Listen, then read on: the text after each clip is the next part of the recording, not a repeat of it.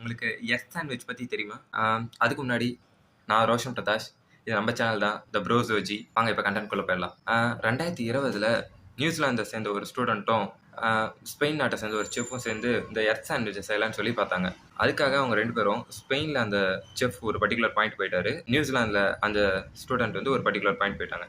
அங்கே 2 பிரெட் தொட்டு வச்ச உடனே அவ்வளோதான், எர்த் சாண்ட்விச் செஞ்சுட்டாங்க. இதுக்கான காரணம் என்னன்னா, அந்த 2 பாயிண்ட்டுமே ஆன்டிபோட்ஸ். ஆன்டிபோட்ஸ்னா எக்ஸாக்ட் ஆப்போசிட் பாயிண்ட்ஸ். இப்போ ஸ்பெயினோட எக்ஸாக்ட் ஆப்போசிட் தான் நியூசிலாந்து. இப்போ நம்ம பூமியை எடுத்துக்கிட்டோம்னா ஸ்பெயினும் நியூசிலாந்து எக்ஸாக்ட் ஆப்போசிட் இருக்கும். இதே மாதிரி கிரீன்லாண்ட், அண்டார்டிகா வந்து ஆன்டிபோட்ஸ். இப்போ அமேசான் ரெயின் ஃபாரஸ்ட் எடுத்துக்கிட்டோம்னா அதோட எக்ஸாக்ட் ஆப்போசிட் பார்த்தோம்னா இந்தோனேஷியா, மலேசியா பகுதிகளில் வரும்.